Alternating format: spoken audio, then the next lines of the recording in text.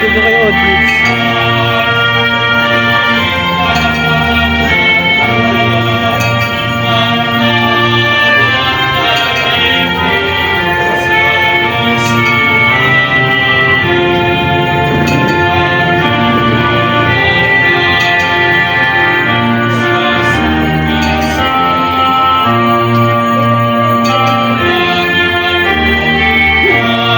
Wala kasi yung kasama mo. Diba? Wala mo ba yun? Kaya nga niya. Sabi niyo sa kanya. Sali na load ka. Sali na load ka sa taas. Tagalis na nila. Tagalis pa. Hindi naman tagalis pa ng yun. Dapat ginagay. Simbahan kami sa tanang yun. Tapos kami kasama ng mga kayakan. Bago na kami nila. Dahil mo, ikot.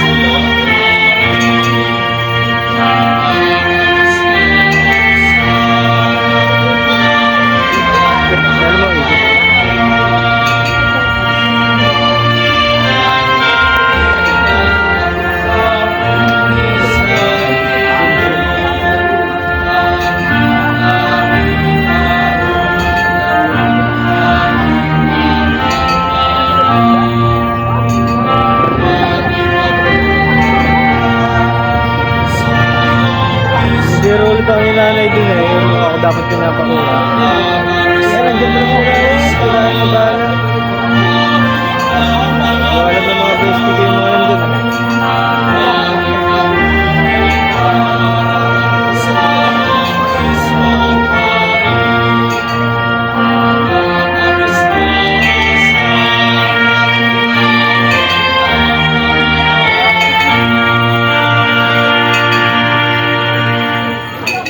Sa ngalan ng Ama, ng Anak, ng Diyos, Espiritu Santo. Amen. Mga minamahal sa Panginoon, sa loob ng 5 linggo ng Kwaresma, tayo'y naghahanda sa pamamagitan ng pagsisi, pananalangin, at pagkakawang gawa upang marapat nating maipagdiwang ang Paskwa ng Panginoong Hesus. Ngayon, tayo nagtitipon upang mataintin natin itong may pagdiwang sa pakiisa ng buong simbahan. Sa araw na ito, ang Panginoong Hesus na ating tagapagligtas ay matagumpay na pumasok sa lungsod ng Jerusalem upang doon ay magdusa, mamatay at muling mabuhay. Sa kanyang pagpasok sa Jerusalem, sundan natin siya na taglay ang matibay na pananampalataya. Ating parangalan ang ating tagapagligtas at hari upang tayo makibahagi sa kanyang pagpapakasakit at pagkamatay ay makibahagi rin sa kanyang maluhating muling pagkabuhay. Halina kung gayon, buong kagalakan natin ipagdiwang ang 1 linggo ng Pasko. Puso namin may pagdiwang ang iyong mapagpalang gawa na dulot sa amin ng walang hanggang buhay. Sa pamamagitan ng Jesucristo, aming Panginoon, na nabubuhay at nagkaharing kasama mo at ang Espiritu Santo, isang Diyos ngayon at magpakailanman. Amen. Ang Panginoon ay sumainyo. At sumainyo rin. Pakinggan po natin ang mabuting balita ng ating Panginoon sang-ayon kay San Lucas. Luwalhati sa iyo, Panginoong Jesucristo.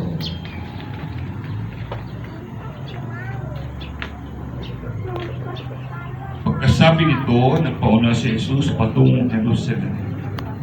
Nang malapit na siya sa Betfage at Betania sa bundok na kung tawaging bundok ng mga olibo, pinauna niya ang 2 alagad. Sinabi niya sa kanila, pumunta kayo sa susunod na nayon. Sa pagpasok doon, matatagpuan ninyo ang isang sirong asang nakatali. Hindi pa ito nasasakyan ni naman. Kalipin ninyo at kapilin dito. Kapag may nagtanong kung bakit ninyo inakalala, sabihin ninyo kailangan ito ng Panginoon. At lumakat ang mga intusan, tagpuan nila ang asno ayon sinasabi sa kanila ni Jesus. Samantala kinakalap nila ito, tinanong sila ng may-ari, bakit niyo kinakalap yan? Kailangan ito ng Panginoon, sabi nila. Dinala nila kay Jesus ang asno at matapos isapin sa likod ito ang kanilang mabalabal, siya inasakay nila. Nagpatuloy si Jesus sa kanyang paglalakbay at sa kanyang daraanan na may nilatag ng mga tao ang kanilang mga balabal. Nang malapit na siya, palusong sa halibis ng bundok ng Mangkulibo, nagsigawan sa dalak ng buong pangkat na mga alagad at malakas na napupuri sa Diyos dahil sa mga kababalaghang saksiyan nila. Ang wika nila, purihin ang hari na dumarating sa pangalan ng Panginoon. Nagsasabing, Hosana sa anak ni David, purihin ang dumarating sa pangalan ng Panginoon. Ipalakpak ninyo ang inyong mga kamay, kayong lahat ng mga bayan. Sa Panginoong Diyos ay nagsisigaw kayo ng tinig ng may kagalakan. Ang Panginoon Diyos ay nasa kaitaasan at siya'y nararapat na katakutan. Siya ay dakilang hari ng sandaigdigan. Ang mga batang Hebreo na may tangang mga sanga ng olibo ay nagsilabas upang salubungin ang Panginoon. Sila ay sumigaw at nagsabi, Hosana sa kaitaasan. Kanyang ipinasuko sa atin ang mga bayan, at ang mga bansa ay kanyang ipinagapi sa ilalim ng ating mga paa. Ipinili niya tayo ng ating pamana, mananay karanangan ni Jacob sa kanyang nilamang. Ang mga batang Hebreo na may tangang mga sanga ng olibo ay nagsilabas upang salubungin ang Panginoon. Sila ay sumigaw at nagsabi, Hosana sa kaitaasan. Umailan lang ang Diyos na may higawan. Ang Panginoon ay sumaimpapawid na kasabay ng tunog ng palakpak. Magsiawit kayo ng mga papuri sa Diyos at awitan ninyo ang kanyang karangalan. Sa ating hari tayo magsiawit ng papuri. Ang mga batang Hebreo na may tangang mga sanga ng olibo ay nagsilabas upang salubungin ang Panginoon. Sila ay sumigaw at nagsabi, Hosana sa kaitaasan. Ang Panginoon Diyos ay hari ng buong sansibukan. Kayo ay umawit sa pamamagitan ng salmo. Naghahari ang Panginoon Diyos sa mga bansa. Naluklok ang Panginoon Diyos sa kanyang banal na luklukan. Ang mga batang Hebreo na may tangang mga sanga ng olibo ay nagsilabas upang salubungin ang Panginoon. Sila ay sumigaw at nagsabi, Hosana sa kaitaasan. Ang mga prinsipe ng mga bayan ay nagkakatipon bilang bayan ng Diyos ni Abraham. Siya ay Diyos na lubhang dakila. Kanyang alipin ang lahat ng mga prinsipe sa buong kalupaan. Ang mga batang Hebreo na may tangang mga sanga ng olibo ay nagsilabas upang salubungin ang Panginoon. Sila ay sumigaw at nagsabi, Hosana sa kaitaasan. Luwalhati sana, sama sa anak at sa Espiritu Santo, simula nung una ngayon at magpakailanman. Ang mga batang Hebreo na may tangang mga sanga ng olibo ay nagsilabas upang salubungin ang Panginoon. Sila ay sumigaw at nagsabi, Hosana sa kaitaasan.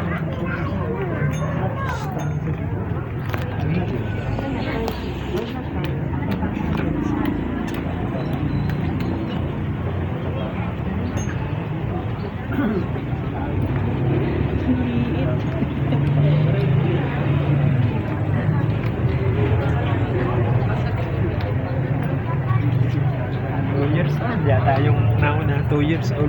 Kaya nga.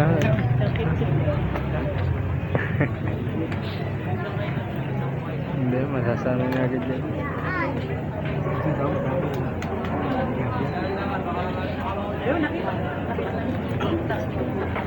Nakaparanggat yan pagka nag-ganun.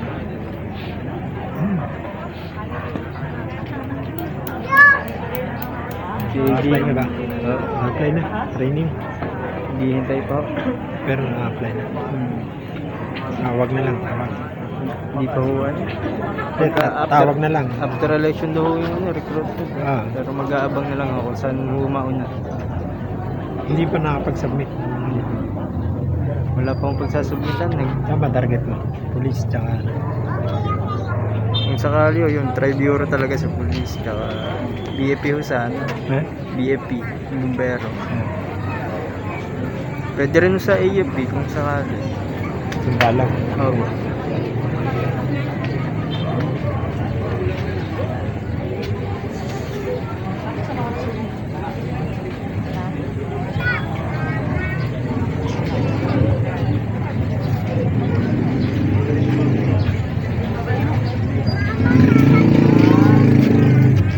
Mag-fire ka rin sa BNP. Sa fire. Oo, maganda ho dun. Kaya lang ko, maliit kasi yung mga kota dun. Sila. Kaya pahirapan sa Kasi yung ano eh, parang ano lang eh, second lang eh. Parang second level. Magkakapares Hindi pa ka naman tulad sa ho ibang lang. bansa. Oo, totoo ho yun. Kaya sarap talaga mag-abroad. Ganito, sakali maka-apply ka, pero kailan taon ka, apply ka ng ibang bansa.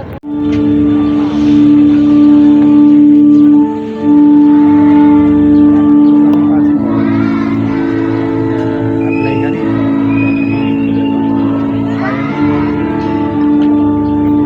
Yun din yung posisyon. Ito, hanggat bata. Sarap din sila eh, pagka nakaswerte Sa ano nga eh, Australia no, last year, nung nagano kami bakasyon doon, open ang police. Kaya ngayon, alam ko international eh.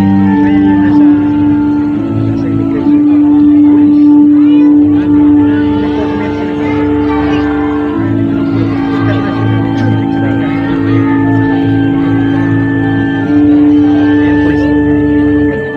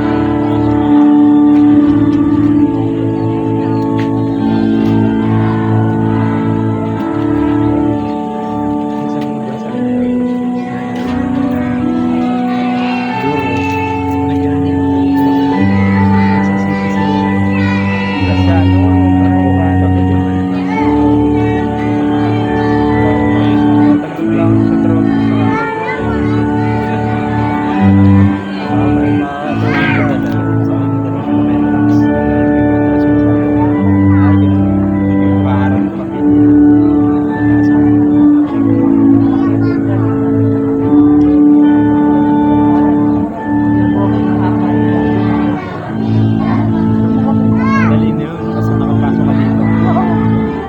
Naka-register na ako ka dito. Search ka na sa internet.